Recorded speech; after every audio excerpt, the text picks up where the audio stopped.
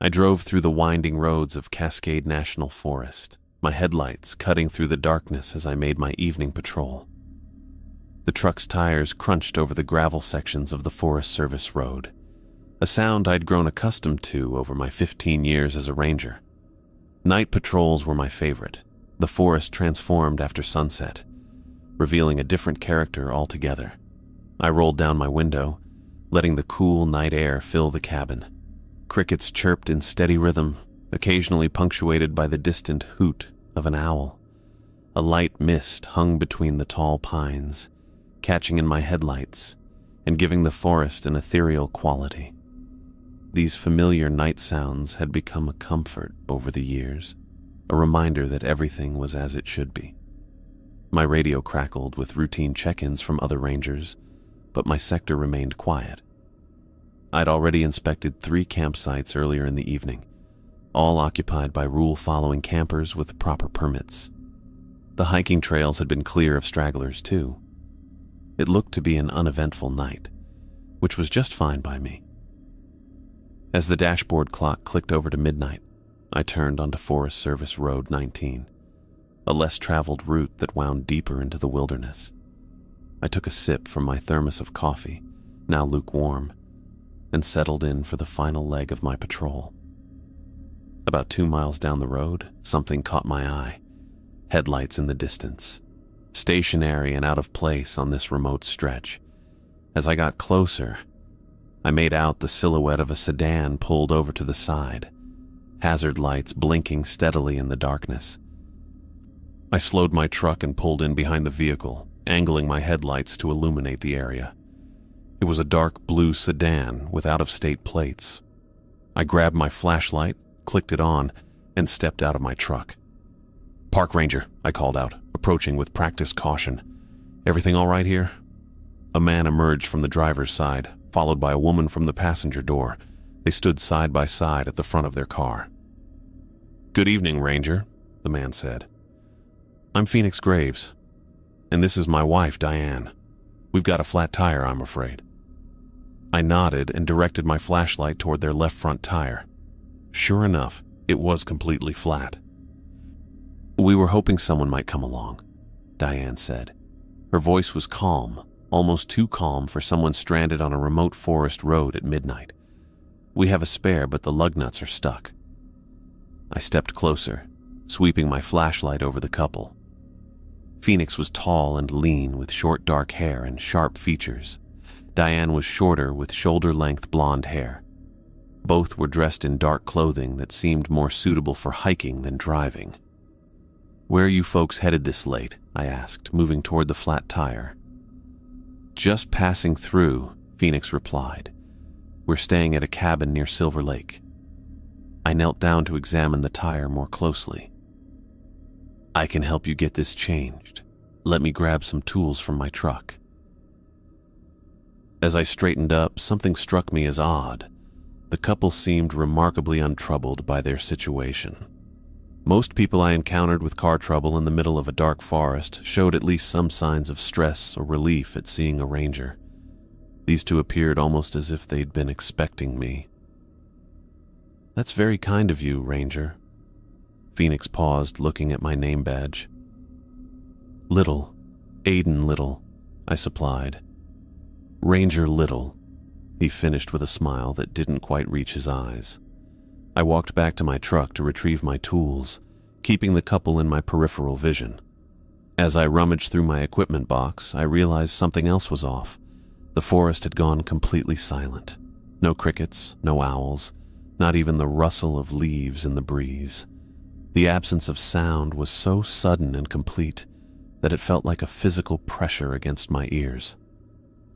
I grabbed a tire iron and lug wrench, then paused, listening intently. Nothing. In 15 years of Forest Service, I'd never experienced such absolute silence. Wildlife doesn't just collectively decide to fall quiet, without reason. Walking back to the sedan, I noticed Phoenix and Diane standing exactly where I'd left them, neither speaking nor moving. They watched me approach with an intensity that made the hair on the back of my neck stand up. Quite silent tonight, I commented, trying to gauge their reaction. Is it? Diane tilted her head slightly. I hadn't noticed. I knelt by the flat tire again and positioned my flashlight to illuminate my work.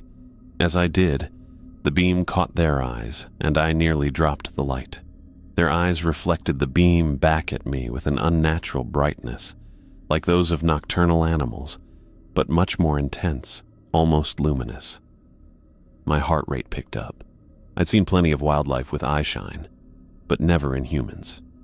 I pretended not to notice and focused on the tire, but every instinct I'd developed over years in the wilderness was screaming at me that something was very wrong. I worked on loosening the first lug nut, keeping up a casual appearance while staying alert.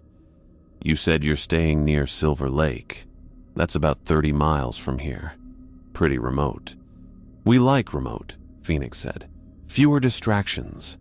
I moved to the next lug nut, aware that both of them were watching my every move, not with the impatience or gratitude of stranded motorists, but with a calculated focus that made my skin crawl.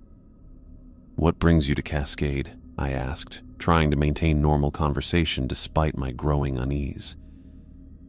Hunting, Diane answered simply. I glanced up.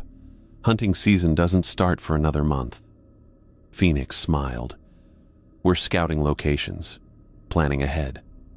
I nodded and returned to the tire, but my right hand instinctively drifted closer to my sidearm. The weight of the silence pressed down, making each scrape of the wrench against metal seem unnaturally loud. Then I heard it, a shriek that cut through the silence like a knife, coming from deep within the forest. It wasn't any animal call I recognized in my years of service. It was high-pitched and guttural at the same time, almost human but distorted, as if in terrible pain or rage. I jumped to my feet, hand now resting on my holstered weapon as I scanned the tree line. The sound had been distant but clear, and it set every nerve in my body on edge. What disturbed me even more was that neither Phoenix nor Diane reacted at all. They hadn't flinched, startled, or even looked toward the source of the sound. They simply continued watching me with those reflective eyes. Did you hear that? I asked, knowing full well they must have.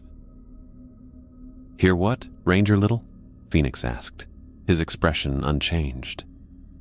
Before I could respond, I heard something else. The unmistakable sound of something large moving through the forest undergrowth. Branches snapped and vegetation rustled as whatever it was crashed through the trees, heading directly toward us at an alarming speed. I drew my weapon halfway from its holster, eyes fixed on the tree line where the sounds were coming from. The crashing grew louder, closer, more frantic with each second. Get back in your car, I ordered, but neither Phoenix nor Diane moved. They remained perfectly still, watching me rather than looking toward the approaching threat. The crashing was nearly upon us now, and I pulled my weapon free, aiming toward the sound. Phoenix and Diane stood calmly, almost expectantly, as whatever was charging through the forest came ever closer to breaking through the tree line. I drew my sidearm just as the trees erupted with movement. Something burst through the tree line, a nightmare made flesh. The creature moved on all fours in a jerky, unnatural crawl, but its body was unmistakably humanoid. Its skin stretched tight over a skeletal frame, so pale it seemed to glow in the truck's headlights. My brain struggled to process what I was seeing.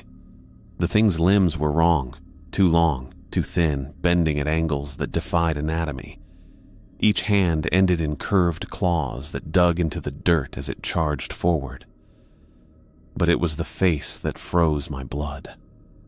A skull-like visage with sunken features and eyes that burned with an amber light. Its mouth hung open, revealing rows of pointed teeth like broken glass. Jesus Christ, I whispered, raising my gun. The creature covered ground with terrifying speed, moving in a scrambling spider-like gait toward me. Training took over, where conscious thought failed. I squeezed the trigger 3 times in rapid succession. The shots cracked through the night air. All 3 bullets hit their mark. 2 in the chest, 1 in the shoulder. The impact made the creature stumble, its forward momentum broken. It reared back on its hind legs, now standing nearly 7 feet tall, and let out a shriek that pierced my eardrums. The same high-pitched, guttural sound I'd heard from the forest minutes earlier, but now amplified to a deafening level. The thing clutched at its chest where dark fluid leaked from the bullet wounds. It locked eyes with me for one heart-stopping moment, then turned and scrambled back into the darkness of the forest, crashing through the underbrush until the sounds faded into silence. I kept my weapon trained on the spot where it had disappeared, my breathing ragged. Sweat ran down my back despite the cool night air. I listened for any sign of its return, but the forest remained unnaturally quiet. No insects, no birds, nothing but my own harsh breathing and the idle hum of the truck engine. "Phoenix? Diane? You okay?" I called out, not taking my eyes off the tree line. When I got no response, I risked a quick glance over my shoulder. What I saw made me turn fully around, gun still raised. The Chen stood exactly where they had been before the attack, as if they hadn't moved a muscle. Their postures were relaxed, faces composed. Neither showed a hint of fear, surprise, or even basic human concern. They might have been waiting at a bus stop for all the reaction they displayed. "Get in your car," I ordered, my voice hoarse. "Lock the doors, I'm calling this in." Phoenix tilted his head slightly. "Excellent shooting, Ranger Little," he said, his tone casual and appreciative. "Center mass, just as you should. Your training served you well." I stared at him, unable to process his reaction. He sounded like a shooting instructor commenting on target practice, not someone who had just witnessed a monster attack. "You wounded it significantly," Diane added, nodding with what looked like professional assessment. "The chest shots were particularly effective. It won't return tonight." I lowered my gun slightly, confusion temporarily overriding my fear. What the hell is going on? What was that thing? And why aren't you two freaking out right now? They exchanged a look, a silent communication that made me tighten my grip on my weapon. "That," Phoenix said, turning back to me, "was a Wendigo. We've been tracking it for weeks." "A what?" I kept my gun at the ready, dividing my attention between them and the dark forest. "A Wendigo," he repeated, "a supernatural predator, once human, but transformed. Surely you've heard the legends. They're particularly prevalent in northern forests like these." I shook my head, trying to clear it. "This isn't making any sense. You're telling me that was some kind of monster? And you knew about it?" "Not just knew about it," Diane said. Her voice remained steady, clinical. "We came here specifically for it." The pieces clicked together in my mind. The flat tire, the late-night drive. You weren't just passing through. Phoenix nodded, a small smile playing at the corners of his mouth. The flat tire was deliberate. We needed bait. "Bait?" My finger hovered near the trigger. "You used yourselves as bait?" "Not ourselves," Diane corrected. "You." I felt a chill that had nothing to do with the night air.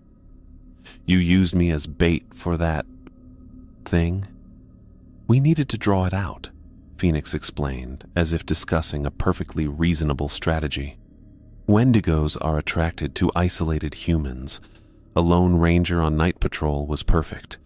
We simply needed to create a scenario where you would stop and remain stationary long enough." "The flat tire," I said, the realization washing over me. "You planned this whole thing." "Yes," Diane confirmed. "Though we didn't expect you to wound it so effectively. Most people panic when they first encounter a Wendigo. Your composure was impressive." I backed away from them, keeping my gun raised. "Who the hell are you people? Really?" "We told you our names," Phoenix said, "but not our purpose.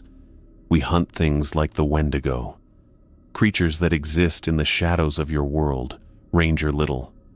Predators that most people never see until it's too late. And you used me to lure it out?" The anger in my voice surprised even me. "You put my life at risk without a word of warning?" "We were here," Diane said, as if that justified everything. "We wouldn't have let it take you. You were never in real danger." I laughed, a short, harsh sound. Tell that to whatever's bleeding in those woods right now. That thing was seconds away from ripping me apart. "But it didn't," Phoenix pointed out. "And now we know exactly where it's denning. The hunt can proceed to its next phase." I looked between them. These strange, calm people discussing a monster attack like a minor setback in a business meeting. Nothing about this night made sense anymore. The world I thought I knew had cracked open, revealing something darker underneath. "What happens now?"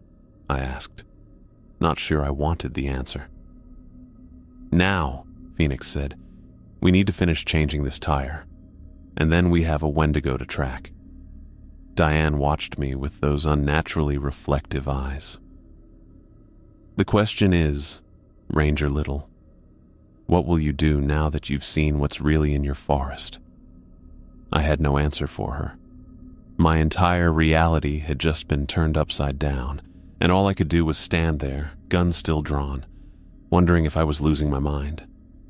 I backed toward my patrol truck, keeping my eyes on Phoenix and Diane, while trying to make sense of what I'd just seen. My hand still gripped my sidearm, the metal warm against my palm. "What you just encountered is called a Wendigo," Phoenix said, his voice eerily calm. "They were human once, like you and me." I kept moving backward until I felt the solid frame of my truck behind me.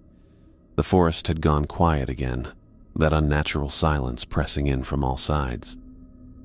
"Human?" I asked, my voice sounding strange to my own ears. "That thing wasn't human." "Not anymore," Phoenix replied. "They transform after experiencing extreme hunger. When humans resort to cannibalism in these woods, something changes them."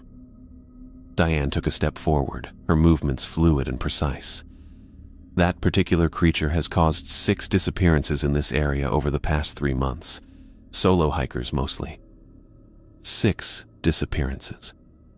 I'd heard about 3 missing persons reports, but 6? That couldn't be right. I would have known if there were that many people missing in my forest."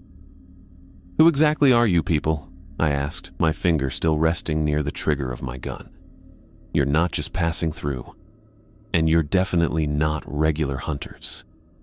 Phoenix and Diane exchanged a look that seemed to contain an entire conversation. "We're specialists," Phoenix finally said. "We hunt things that exist in the shadows of your world. Things most people never see or choose not to see." "Supernatural threats," Diane added. "Creatures that prey on humans but aren't recognized by your authorities." I laughed, a short, harsh sound that surprised even me. "Supernatural? You expect me to believe that?" "You just shot one," Phoenix pointed out. "What would you call it?" My mind raced through possible explanations. A bear with a skin condition, some unknown species, a person in a costume, but none of them fit what I'd seen. The way it moved, those eyes, the inhuman shriek. "Your bullets hurt it," Phoenix continued, "but conventional weapons can't kill a Wendigo. They'll only weaken it temporarily." "Then how do you kill it?" I asked, surprising myself with the question. "Fire," Diane said. "Or silver. Preferably both." I looked between them, these strangers who talked about monsters like they were discussing the weather. Part of me wanted to dismiss everything they said, but the image of that pale, skeletal creature was burned into my memory. "I need to call this in," I said, reaching for the radio clipped to my belt. "Get a search team out here." Diane's eyes flashed with that unnatural reflection again. "And tell them what? That you saw a mythological creature in the woods? That you fired your service weapon at a monster?" Her words hit me like a punch to the gut. She was right. What would I say? How would I explain what happened without sounding completely insane? "Who would believe you?" she asked softly. I let my hand fall away from the radio. Phoenix moved toward their car and popped the trunk, pulling out a jack and a spare tire. We need to change this tire and get moving. The Wendigo is wounded, but not fatally. It will retreat to recover, then hunt again. I watched as they worked on their car with practiced efficiency. Phoenix positioned the jack while Diane removed the lug nuts I'd loosened earlier, their movements smooth and coordinated. They'd done this many times before, I realized. This wasn't their first hunt. "How long have you been doing this?" I asked. "Long enough," Phoenix replied without looking up. Diane glanced at me while holding the flat tire. "The world is full of things that shouldn't exist, Ranger. Most people go their entire lives without seeing them. Consider yourself either very unlucky or very lucky, depending on your perspective." They finished changing the tire in under 10 minutes. As Phoenix lowered the car and tightened the final lug nuts, Diane approached me. She reached into her pocket and pulled out a simple white business card. "If you see anything unusual again, the Wendigo or something else, call this number," she said, holding out the card. I took it reluctantly.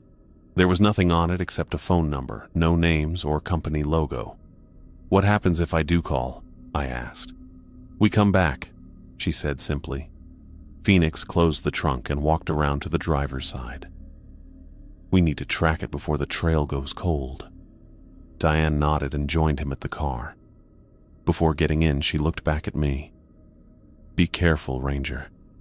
Now that it's seen you, it might remember you." I stood motionless as they got into their sedan.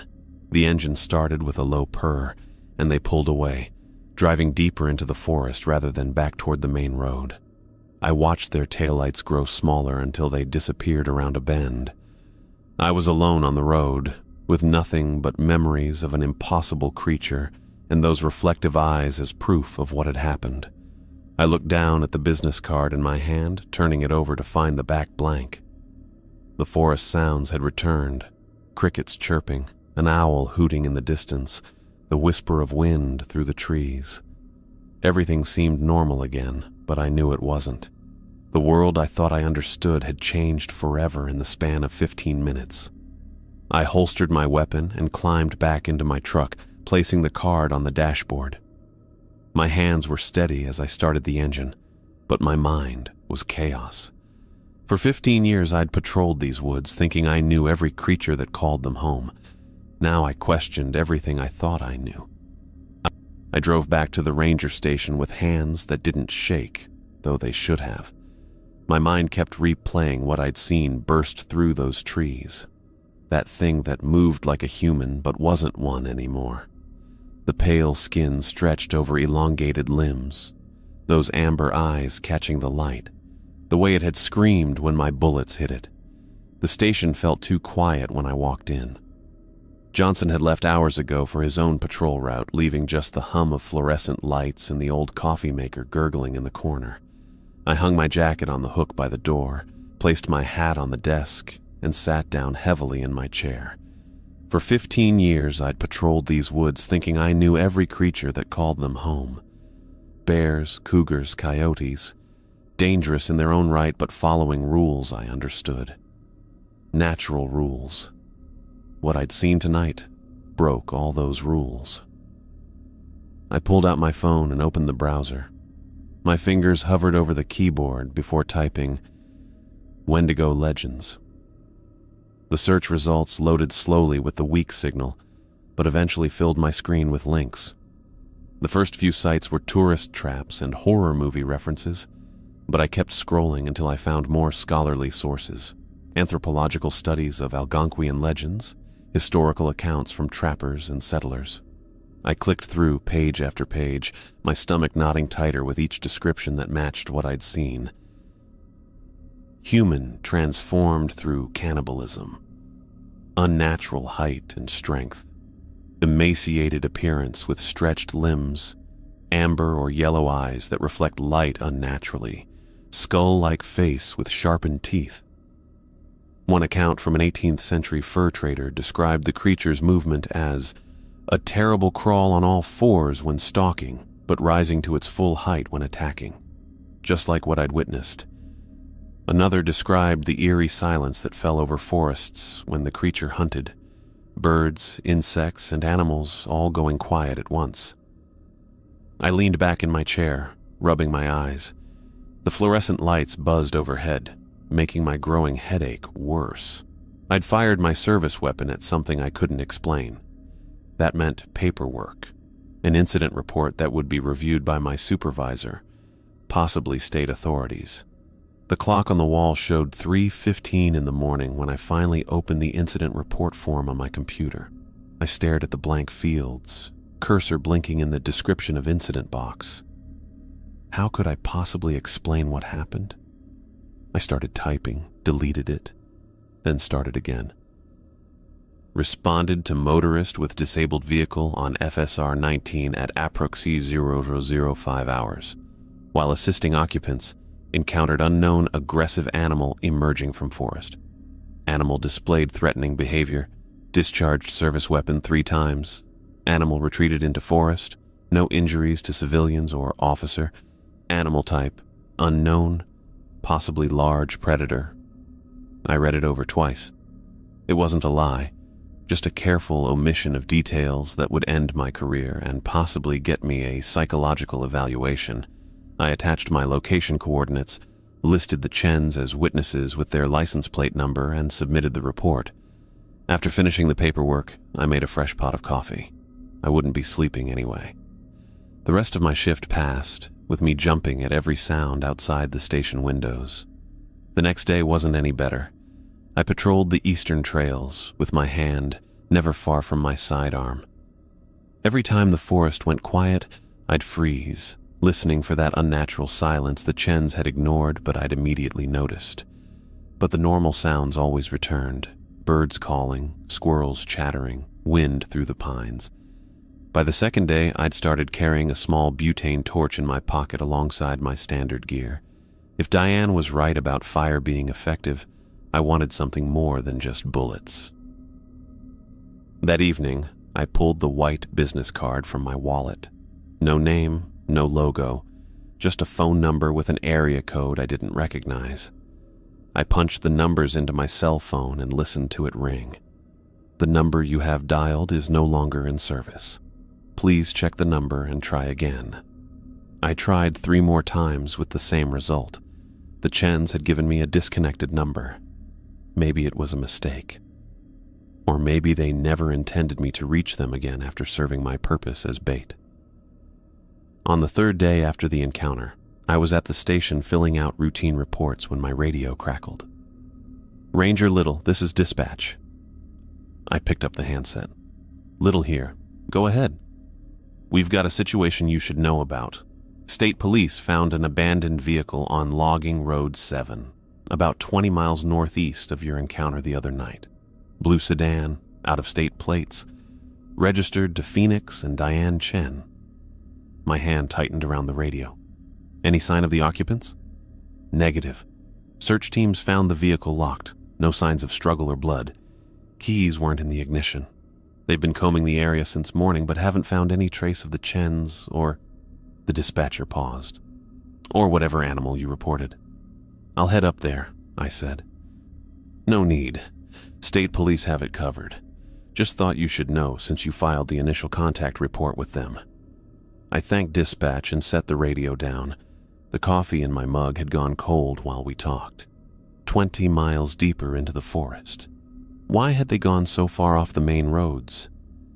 Were they still tracking the creature, or had it somehow tracked them?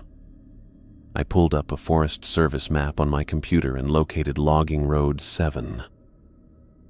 It was an old, rarely used access road that hadn't seen maintenance in years, running along the ridge above an area locals called Dead Man's Hollow, not a place tourists typically ventured. As I studied the map, a thought formed that I couldn't shake. The Chens had claimed to be hunters of supernatural creatures, experts who knew how to track and kill things like the Wendigo. They'd seemed so confident, so prepared, yet their car was abandoned and they were nowhere to be found. Had they underestimated the creature? Had it circled back and caught them unprepared? Or had something else happened out there in the deep woods? I remembered Diane's warning before they left. Be careful, it's seen you now. It might remember you. But the Wendigo hadn't come for me. Instead, it seemed the hunters had become the hunted. The Chens, with all their knowledge and preparation, had vanished without a trace, just like the 6 hikers Diane had mentioned. I closed the map on my computer screen and looked out the station window at the forest beyond. Somewhere out there, a wounded creature that shouldn't exist was still moving through the trees, and the only people who seemed to understand what it was had disappeared. I couldn't get the Chens out of my head. Every time I closed my eyes, I saw their unnaturally calm faces as that thing burst from the tree line. I kept replaying Phoenix's words about Wendigos and transformation through cannibalism. The whole thing seemed impossible, yet I'd seen it with my own eyes, fired my service weapon at it. During my morning patrol, I pulled over at a scenic overlook and took out my phone. 6 disappearances, Diane had said. I only knew about 3. The discrepancy bothered me, gnawing at the edges of my thoughts as I drove the winding forest roads. Back at the station, I logged into the park database and pulled up missing persons reports for the past 3 months. The official records showed 3 hikers gone missing, 2 men and a woman, all reported when they failed to return from solo trips. But as I dug deeper into local sheriff reports and cross-referenced with state police bulletins, I found 3 more cases. These hadn't been officially connected to the park because the hikers' intended routes weren't clear, but their cars had been found at trailheads on the northern boundary. 6 missing hikers, just like Diane had said. I spread a map across my desk and marked each disappearance location with a red dot. They clustered in the northern section of the forest, forming a rough circle about 5 miles in diameter. I traced the area with my finger, feeling a chill despite the warm office. This was my forest. I'd walked every trail, knew every ridge and valley. Yet something had been hunting here, right under my nose. The next morning I packed extra gear, my sidearm, the butane torch, a camera, and plaster casting materials I normally used for tracking poachers. I told Johnson I was following up on some unusual animal activity and headed to the northern section. The first site was a small clearing where Martin Reeves, a 32-year-old software engineer from Seattle, had set up camp before vanishing 3 months ago. The search teams had already been through, of course, collecting his belongings as evidence. But I wasn't looking for belongings. I worked in an expanding spiral from the center of the campsite, scanning the ground, trees, and surrounding brush. The forest felt normal here now, birds calling, insects buzzing. But something caught my eye near the edge of the clearing, a broken sapling. Not unusual in itself, but the way it was broken, snapped about 4 feet up, bent outward from the campsite. Something large had moved through here. The second site yielded similar findings. Vegetation disturbed in a pattern that didn't match bear or cougar movement. No blood, no torn clothing, just absence. The hikers had simply vanished, leaving their gear behind.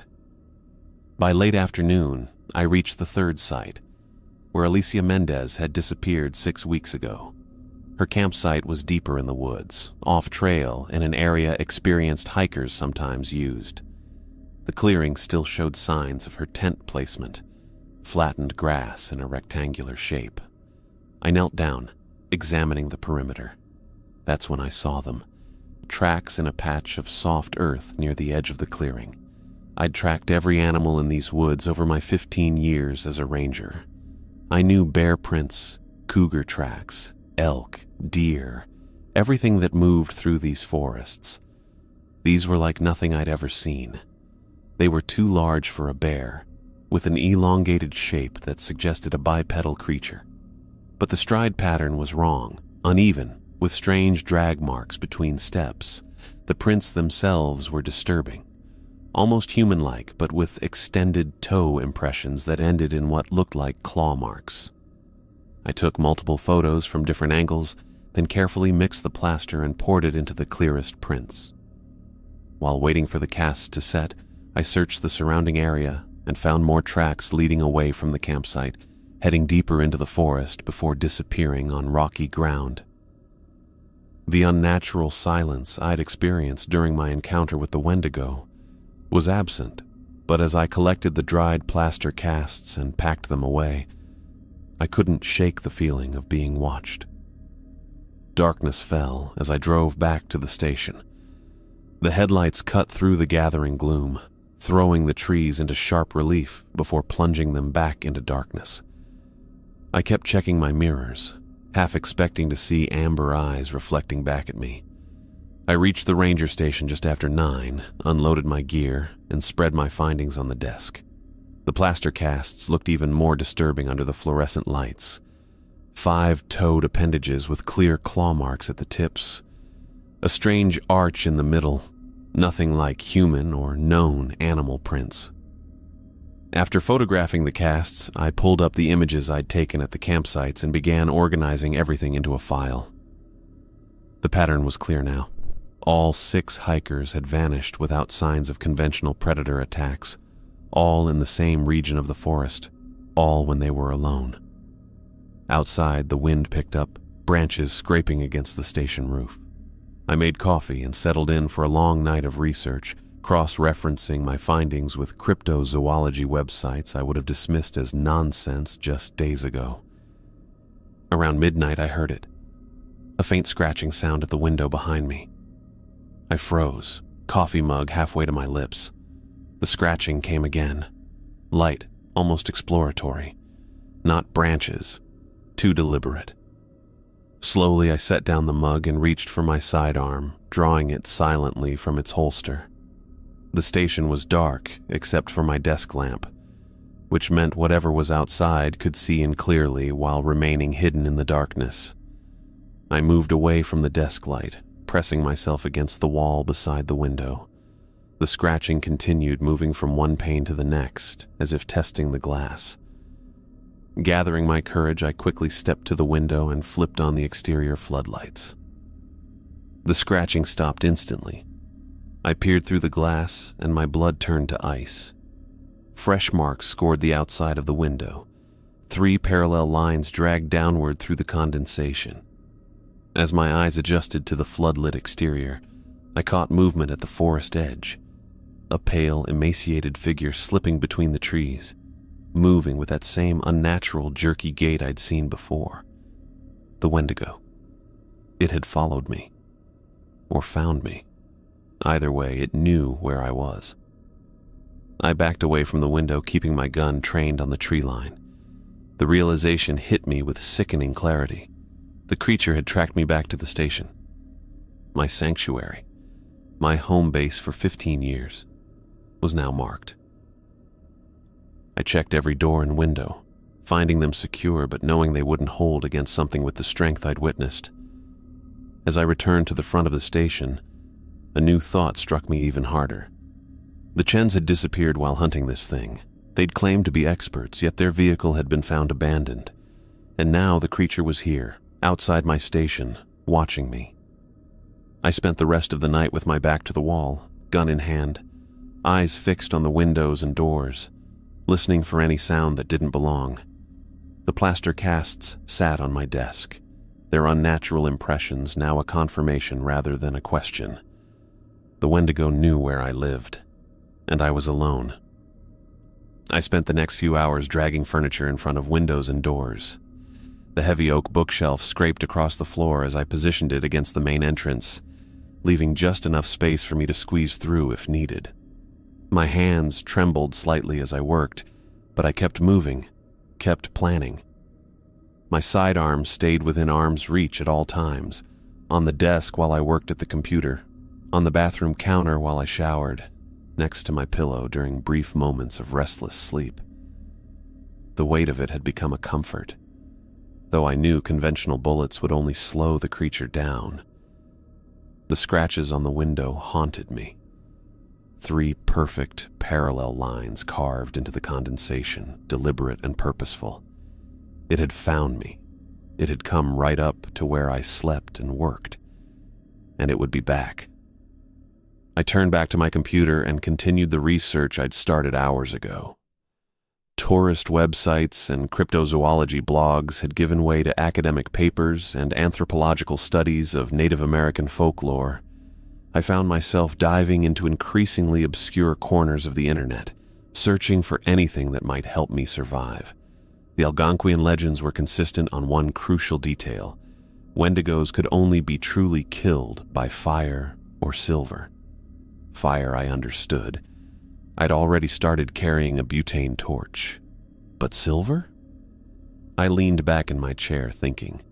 The station didn't exactly keep silver bullets on hand. I looked around the office, my eyes landing on the old desk in the corner. Johnson's predecessor had left behind some personal items years ago that no one had bothered to clear out. I walked over and pulled open the top drawer. Inside was an assortment of office supplies, including an ornate silver letter opener with an engraved handle. I picked it up, testing its weight. Pure silver, if I remembered correctly. A retirement gift from the department. I turned it over in my hand, an idea forming.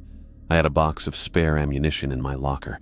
With the right tools, I might be able to modify some bullets. 4 hours and several failed attempts later, I had 6 makeshift silver-tipped bullets. I'd carefully filed down the tips of the standard rounds and attached small shavings from the letter opener using a soldering iron from our maintenance kit. They weren't pretty, but they might work. I loaded them into my sidearm and placed the gun on the desk beside me. Night fell quickly, the darkness outside the windows absolute except for the station's exterior lights. I sat at my desk, pretending to work on reports while my eyes constantly darted to the windows. The forest had gone quiet again, that unnatural silence that made my skin crawl. Around 11, I heard it, a soft scratching at the east side of the building. I grabbed my gun and flashlight, moving away from the desk light to avoid making myself an easy target. The scratching moved, circling around to the north window, then the west. Testing, looking for a way in. I caught glimpses of it through the gaps in the blinds, pale, elongated limbs moving with that jerky, unnatural gait. Its eyes reflected the station lights, 2 amber points glowing in the darkness. The bullet wounds from our first encounter were still visible, dark patches against its pale skin, but they were smaller now. Healing. It moved differently than before, more cautiously.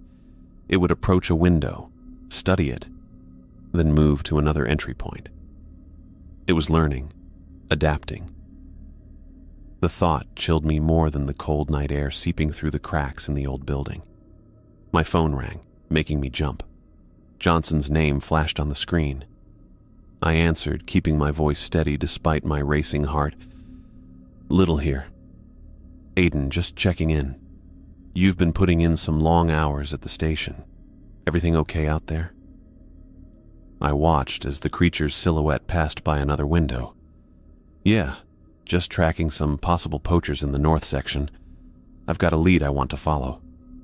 "Need any backup?" Johnson asked.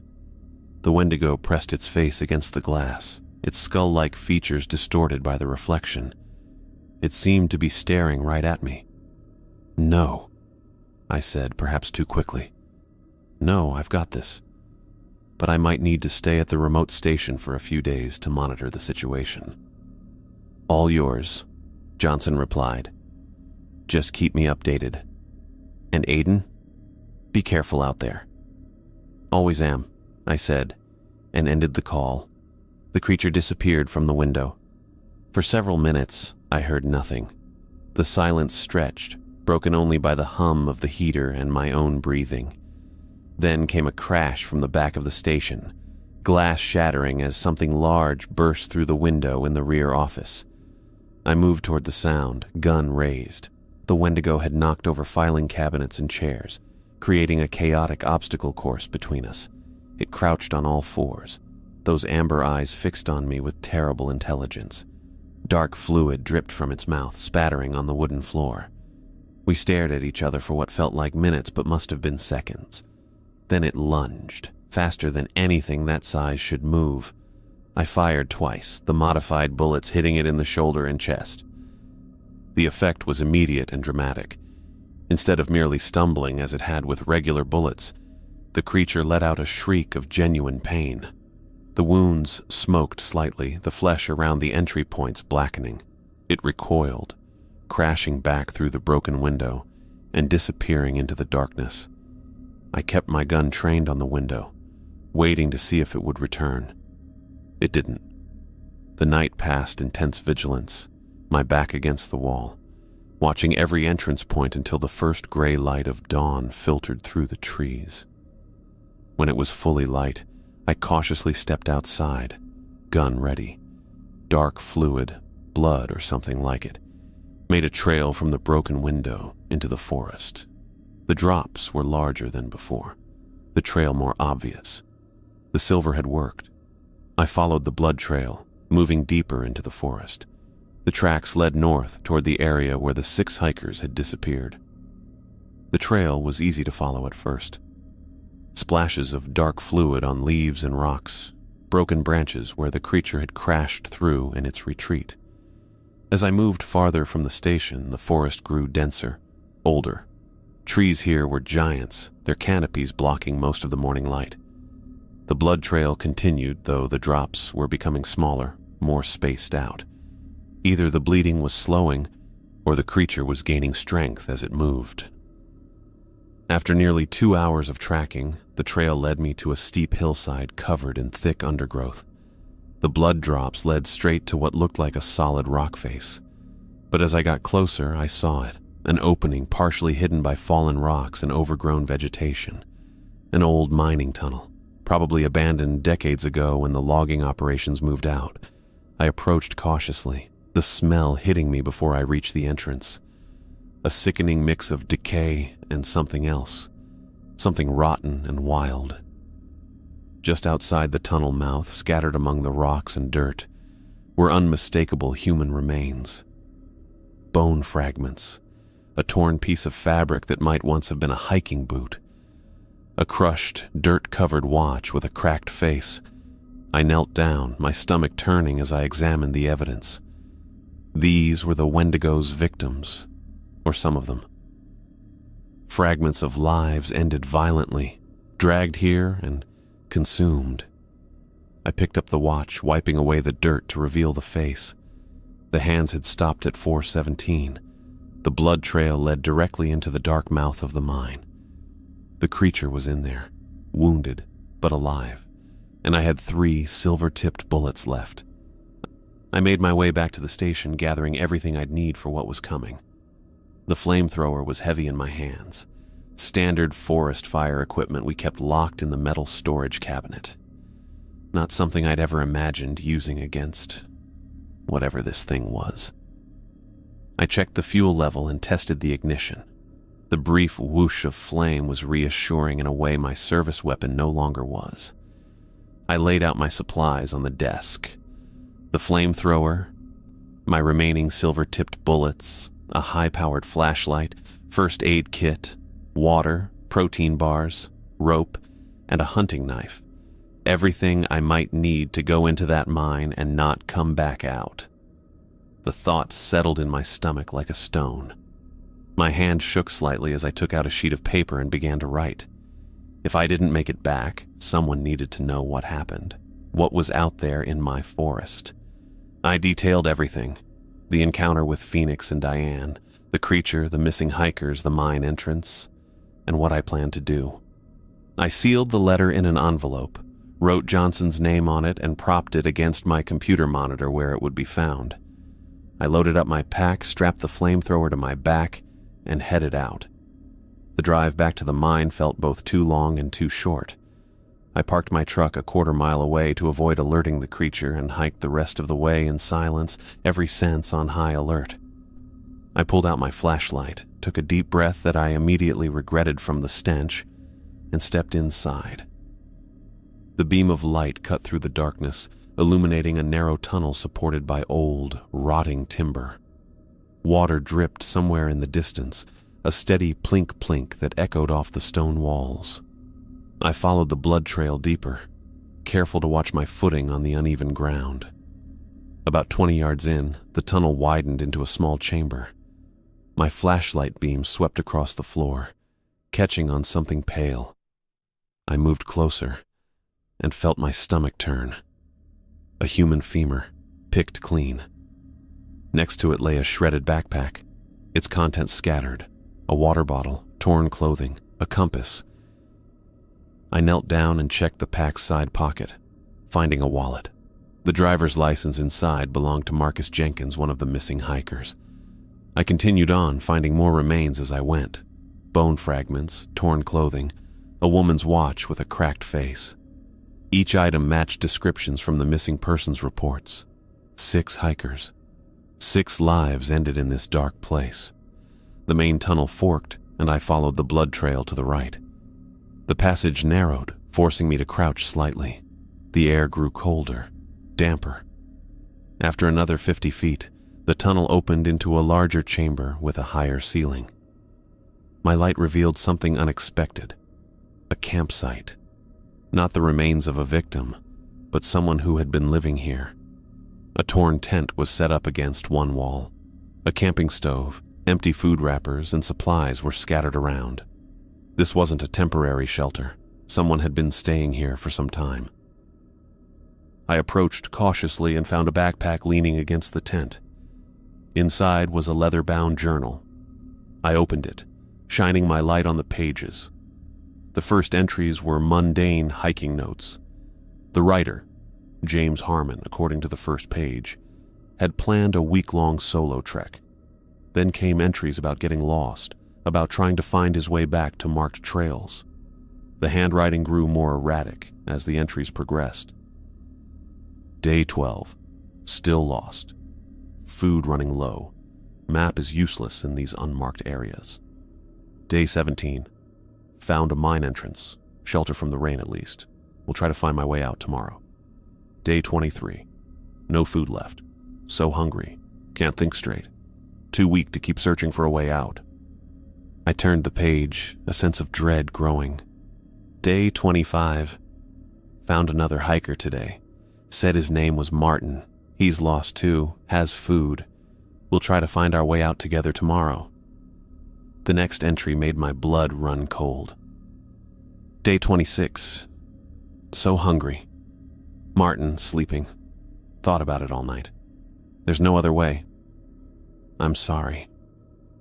The entries that followed described in horrifying detail how James had killed and eaten parts of Martin. How the hunger had only grown worse afterward. How he began to change. His limbs feeling longer, his senses sharper, his hunger insatiable. The final entry was barely legible, the handwriting distorted and jagged. Hungry, hungry, hungry, not me anymore. Something else, hungry. I was reading the Wendigo's origin story. James Harmon had transformed after resorting to cannibalism, just as Phoenix had described. The knowledge settled like ice in my veins. This wasn't some ancient monster. This had been a man, lost in these woods, who had made a terrible choice. A sound from behind made me spin around, but I was too late. Something huge and pale crashed into me from a side tunnel I hadn't noticed. The impact knocked me backward, sending the flamethrower skittering across the rocky floor out of reach. My flashlight fell, rolling to point at the wall, casting long shadows that danced across the chamber. In the dim light, I saw it. The Wendigo, James Harmon, or what was left of him. Its amber eyes glowed with reflected light, fixed on me with terrible intelligence. The wounds from my silver bullets were visible, black charred flesh that hadn't healed properly. Dark fluid dripped from its mouth as it made a low, gurgling sound. I scrambled backward, drawing my sidearm. The creature lunged, impossibly fast despite its wounds. Its elongated arms reached for me, claws extended. I fired twice, the sound deafening in the enclosed space. Both shots hit, one in the chest, one in the shoulder. Silver met flesh with a sizzling sound, and the creature shrieked in pain, a high-pitched wail that echoed off the stone walls. It crashed into me anyway, knocking the gun from my hand. We struggled in the semi-darkness, its strength incredible despite its wounds. Claws raked across my arm, tearing through my jacket and into flesh. I cried out in pain, but managed to get a leg up between us, kicking hard against its emaciated chest. The Wendigo stumbled back, giving me just enough time to locate my gun on the ground nearby. I lunged for it, grabbed it, and rolled onto my back as the creature came at me again. I fired once more, hitting it in the neck. The silver bullet tore through, leaving a smoking, blackened wound. The Wendigo let out another shriek, more pained than angry this time. It backed away, turned, and fled deeper into the tunnel system, moving with jerky, unnatural speed. I got to my feet, breathing hard, blood running down my arm from the claw marks. My flashlight still worked, thankfully. I retrieved it and the flamethrower, wincing at the pain in my arm. The Wendigo's retreat left a fresh trail of dark fluid on the ground. I checked my weapon. 2 silver bullets left. I secured the flamethrower on my back again, gripped my gun tightly, and followed the blood trail deeper into the mine. I wasn't letting it escape. Not after seeing what it had done to those hikers. Not after learning what it was, what it had been. This ended tonight. The tunnel sloped downward, taking me deeper underground. The air grew colder, damper, the smell of decay stronger. The blood trail was easy to follow, more of it now, showing how badly the silver had wounded the creature. It was weakening. I pressed on, gun ready, following the trail of a monster that had once been human into the darkness of the earth. The tunnel narrowed, forcing me to crouch as I advanced. The air grew thicker, a mixture of dampness and decay that made breathing difficult. I pulled my shirt collar over my nose, but it barely helped. The stench was unlike anything I'd encountered in 15 years of wilderness work, worse than animal carcasses in summer heat. I paused to check my gear. The flamethrower strapped to my back was becoming unwieldy in the confined space. I slipped it off and carried it in front of me ready to use. My sidearm held the last 2 silver-tipped bullets I'd crafted. They would have to be enough.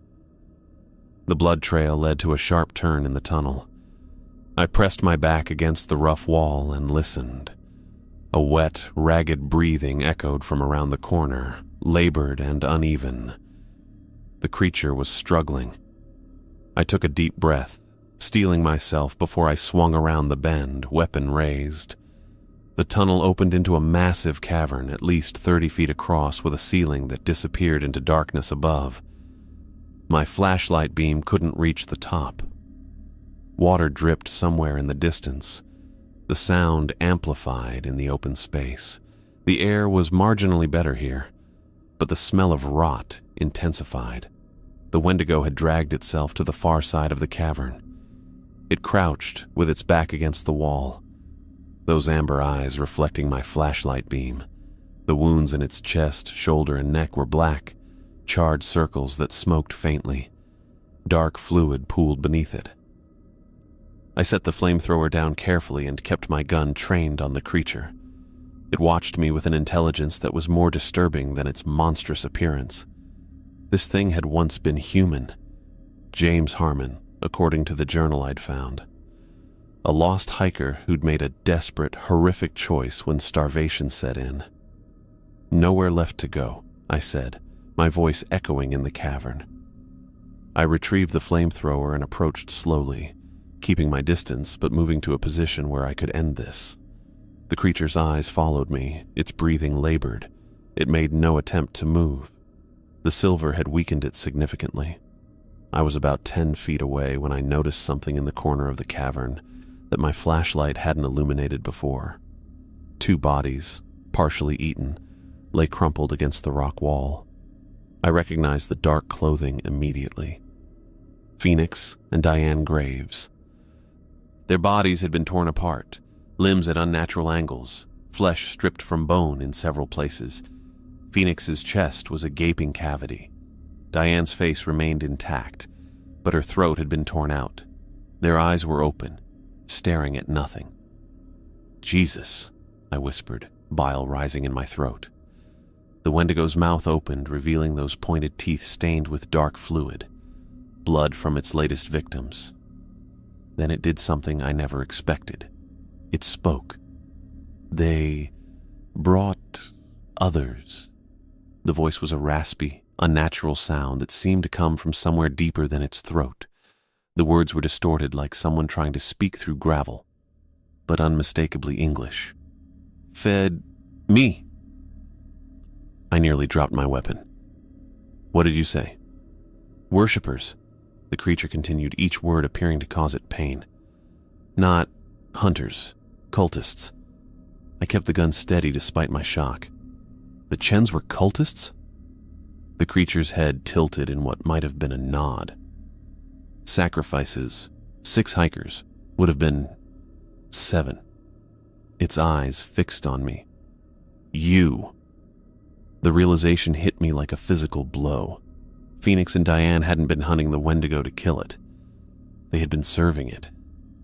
The disabled vehicle, the flat tire positioning me as bait. It all made sense now. They'd planned to feed me to this thing, their god. They misjudged, the creature said, its voice growing weaker. Your bullets. Silver. I glanced at the bodies again. The Chens had fatally underestimated me, and their god had turned on them when wounded and hungry. They traveled to different parks, the creature continued, finding lost ones, bringing them to us. Us? I asked. There are more of you? The Wendigo's mouth stretched in what might have been a smile. Many. Hungry. Always hungry. I'd heard enough. I raised the flamethrower and positioned my finger on the trigger. Not anymore. The creature gathered what strength it had left and lunged toward me with unexpected speed. I stumbled backward, nearly losing my balance on the uneven ground. Its claws missed my face by inches as I squeezed the trigger of the flamethrower. A stream of fire erupted from the nozzle, engulfing the Wendigo mid-leap. The flames caught immediately, spreading across its emaciated body like it was made of paper. The creature released a shriek that hurt my ears, a sound no human or animal could make, high-pitched and full of rage and pain. It thrashed wildly, its burning body slamming against the cavern walls. Flames licked the ceiling, illuminating the entire space in orange light. The heat was intense, forcing me to back away. A loud crack echoed through the cavern. Then another. The violent commotion was destabilizing the mine. Rocks began to fall from above, small at first, then larger chunks. The entire structure was coming down. I needed to get out, but I couldn't leave without evidence. I rushed to the Chen's bodies, keeping away from the still burning Wendigo. I spotted a backpack near Diane and grabbed it, quickly checking inside. It contained papers, a journal, and what looked like maps with locations marked across several states. I slung it over my shoulder. Phoenix's body had a phone in his jacket pocket. I took that too, along with a small leather pouch from around his neck containing what appeared to be teeth, human teeth. The cavern was collapsing more rapidly now. A boulder crashed down mere feet from where I stood. The Wendigo continued to burn and shriek, its body now mostly consumed by flames. I ran for the tunnel entrance, ducking as rocks fell around me. The path back seemed longer, narrower, the air thick with dust. I could barely see even with my flashlight. My lungs burned as I pushed forward, hearing the collapse behind me growing louder. The ground shook beneath my feet. I stumbled several times but kept moving. The mine entrance appeared ahead, a faint glow of natural light. I pushed myself harder, ignoring the pain in my injured arm and the weight of the equipment I carried. I burst out of the tunnel just as the entrance collapsed behind me, a cloud of dust billowing out and enveloping me. The force knocked me forward onto the ground. I lay there for several minutes, coughing and gasping for clean air. When the dust settled, I looked back. The mine entrance was completely sealed by fallen rock. The Wendigo was entombed inside, along with the remains of Phoenix and Diane Graves and the other victims whose bodies I'd glimpsed in the cavern. I sat up slowly, checking my injuries. My arm throbbed where the Wendigo had clawed me earlier, but the bandage had held. The backpack with the Chen's belongings was still secure on my shoulder. The forest around me was quiet. Normal quiet, with birds calling and leaves rustling. Not the unnatural silence that had preceded the Wendigo's appearance. I looked at the collapsed mine entrance one last time. Whatever evil had lived there was gone now, buried under tons of rock. I emerged from the collapsed mine, battered but alive. Dust coated my lungs, making each breath a struggle as I crawled away from the sealed entrance on hands and knees. My arms trembled under my weight, the bandaged claw wounds stinging with every movement. When I finally had enough distance, I sat back on my heels and looked at what remained of the mine. Nothing but a pile of rocks and dirt where the entrance had been. The sound of falling stones had stopped, replaced by normal forest noises, birds calling, leaves rustling. The unnatural silence that had hung over this part of the woods was gone. I checked my injuries.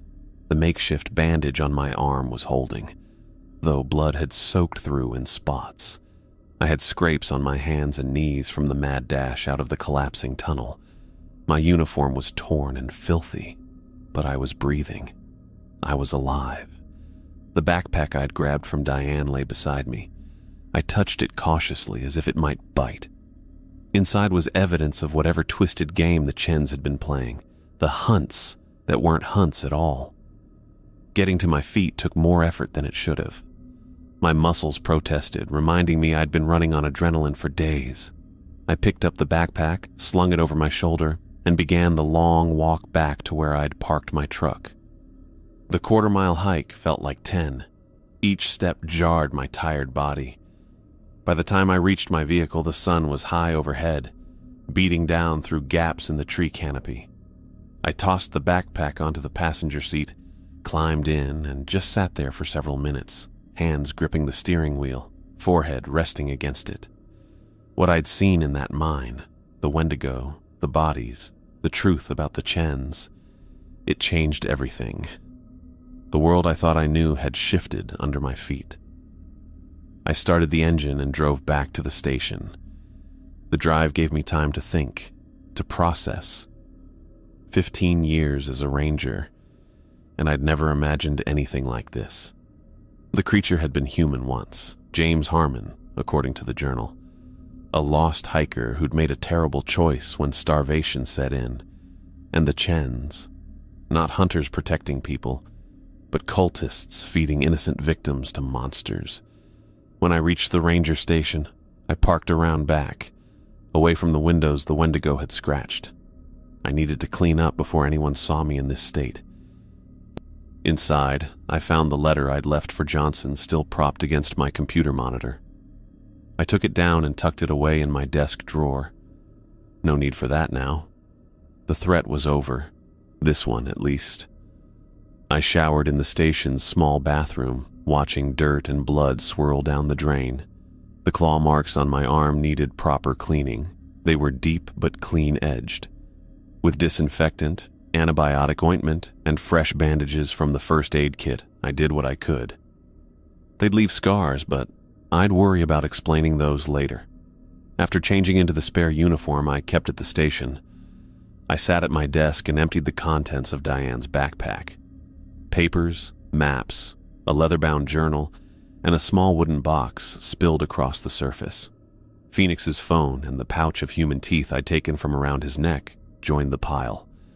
I started with the journal. The leather cover was worn smooth from handling, the pages filled with neat, precise handwriting. It began like a normal travel diary, notes about routes, weather, supplies. Then it shifted. Entries about finding suitable offerings and feeding the ancient ones filled the pages. The Chens had been doing this for years, traveling from park to park, finding isolated hikers to sacrifice to Wendigos. They believed the creatures were gods, ancient spirits of the wilderness that demanded tribute.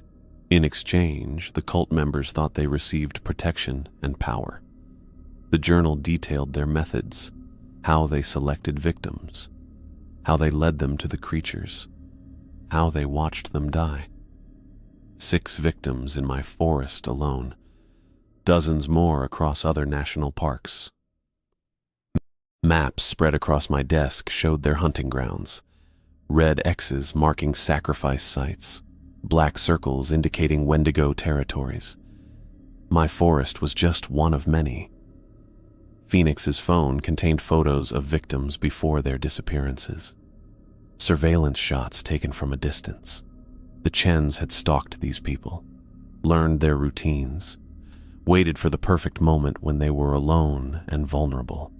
The wooden box held more trophies, small personal items taken from victims, a wedding ring, a military dog tag, a broken pair of glasses.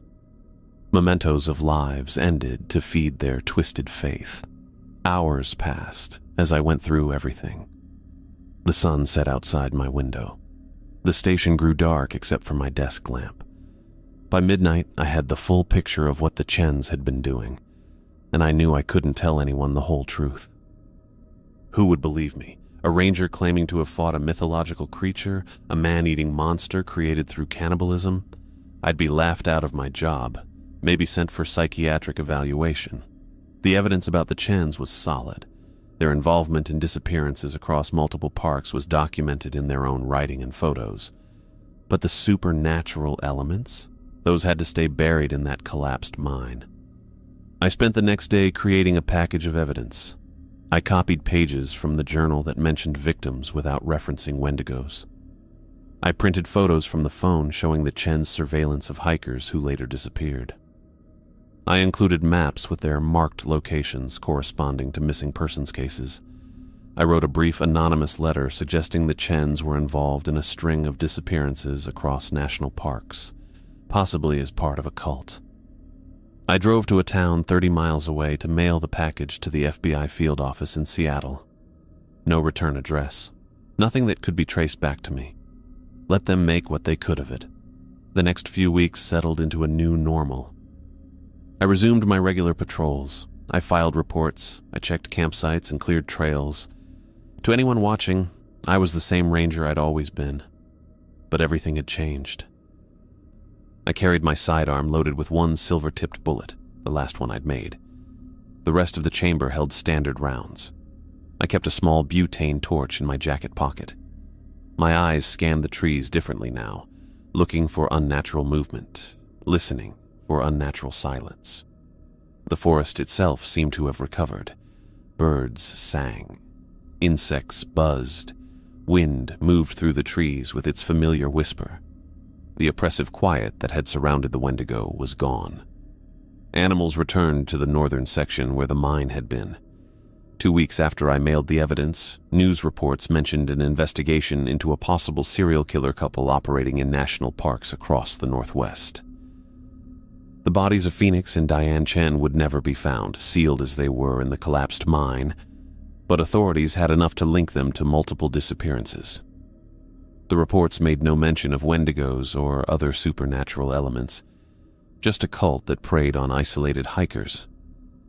Johnson asked me about the northern section once, noting I'd spent a lot of time up there before the mine collapse was reported. Just following up on some unusual tracks, I told him. Nothing came of it. He nodded, satisfied with the explanation. That was the beauty of my job. Rangers often worked alone, followed hunches, investigated anomalies. No one questioned my interest in that part of the forest. A month after the encounter, I hiked back to the mine site. The entrance remained completely sealed, a jumble of rocks and earth with young plants already beginning to grow over it. Nature was reclaiming the space. I stood there for a long time, thinking about James Harmon, the lost hiker who became something inhuman, about the Chens and their twisted faith, about the 6 hikers who never made it out of these woods. I left a small bundle of wildflowers at the site, not for the Wendigo or the Chens, but for their victims. Then I turned and walked away. My arm healed slowly, leaving 3 parallel scars where the creature's claws had torn through flesh. When other rangers noticed and asked, I told them I'd caught it on barbed wire while clearing a fence line. A believable story for a visible wound. The invisible changes were harder to explain. I started at sounds in the dark. I kept my back to walls when possible. I checked and double-checked locks. I woke from dreams of amber eyes watching me through windows, of pale limbs reaching from shadows. I couldn't tell anyone what I'd seen or what I knew. My report about the incident mentioned only an aggressive, unknown animal that I'd fired at. Nothing about it walking like a man, nothing about it speaking to me in that cave, nothing about silver bullets or flames. The official record was sanitized, rational, explainable. The truth stayed with me alone. I knew what lurked in dark places. I knew the world was bigger and stranger and more dangerous than most people realized. I knew there were many more Wendigos out there, as the creature had told me before it burned. Sometimes at night, I took out the maps from the Chen's backpack and studied the marked locations. Other national parks, other wilderness areas where they'd hunted, where they'd fed their gods. I wondered if rangers in those parks had seen things they couldn't explain, if they too kept silver bullets and fire close at hand. I kept patrolling my forest. I kept watching. I kept listening for unnatural silence.